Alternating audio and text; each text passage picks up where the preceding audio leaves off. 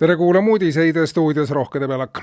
Reformierakonna juhatus annab teada, et erakonna tegevus normaliseerub lähiajal ja kogu olukord stabiliseerub hiljemalt nädala jooksul, sest erakonna kaaperdanud häkkerite tegevusele pandi lõpuks piir. Viimased pool aastat ei ole saanud erakonna juhid kaasa rääkida erakonna tegevusest, sest häkkeritel õnnestus jätta juhtkonnale mulje, et kõik riigis läheb väga hästi ja ka Tallinnas on asjad igati korras. Käib linnakodanike huvisid arvestav ja koalitsioonipartnereid austav linnavalitsemine. Kõik tuli välja juhuslikult, kui Brüsselis pressikonverentsi andnud peaminister ei teadnud Tallinnas toimunust mitte midagi. Ka mitmed muud riigi tasandil tehtud otsused on tegelikult häkkerite töö olnud ja erakonna kaaperdamine on otseselt see põhjus, miks toetusnumbrid on väikesed. Tegelik erakonna toetus on ikka üle 70%, märgib Reformierakonna teade.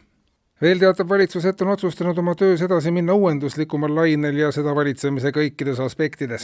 Ühe näitena alustab valitsus järgmisest kuust kärpe loosimisega. Senised eelarvekärped on tekitanud inimestes teatud vastuseisu ja ka küsimusi, et miks just see või teine kärbe ja just praegu. Rahandusministeeriumi hoone ette pannakse püsti selle nädala jooksul ka suur loosiratas, millele antakse kõik riigieelarvest otseselt rahastatavad valdkonnad ja tegevused. Enne loosimist antakse avalikult teada ka summa, milline on vaja kärpida ja rahandusminister lükkab loosiratta käima. Millise valdkonna peale nool näitab, pärast loosiratta seiskumist sellest valdkonnast ka vajaminev kärbe tehakse. Nii saab valitsus kärpes tekkiva pahameele suunata halvale loosiõnnele, mitte valitsuse poliitikale. Ja meditsiinilisi nõuandeid.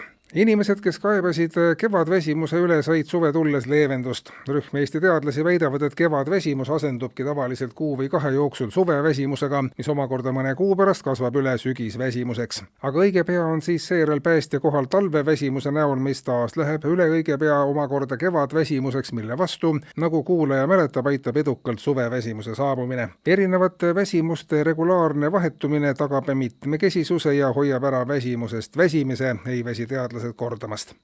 Ja politseiteateid. Täna öösel kell 1:30 helistati Põlva politseile ja Kase tänav 2 majaelanikud andsid teada, et talendid on jälle koju tulnud. Politseipatrulli sõnul oli kohale saabudes ka kohe selge, et teade vastab tõele. Maja üks vihmaveetorudest oli auklikuks puuritud, kompressoriga ühendatud ja 2 meest mängisid selle parajasti Vivaldi aastaaegu, samal ajal kui veel 3. mees saagis katusel mootorsaega korstent maha, et sellest endale kevadsügis palitud teha. Patrull toimetas rahurikkujad arestimajja. Maja elanike sõnul käivad muidu Soomes ehitajatena töötavad talendid kodus iga 2 kuu tagant ja kogu aeg on hirm, et jäävadki koju. Ja uudiste lõpetuseks pisut abiga põllumeestele. Poola teadlased on teinud kindlaks, et juuremädaniku ja kartulimardika vastu aitab, kui taimi pritsida nõgese veega vahekorras 1:6. Kaalikate puhul tuleb pritsida vahekorras 1:4 või 2:7. Kõige parema tulemuse annab aga teadlaste sõnul see, kui pritsimise ajal üldse vahekorras ei oldagi. Eetris olid uudised.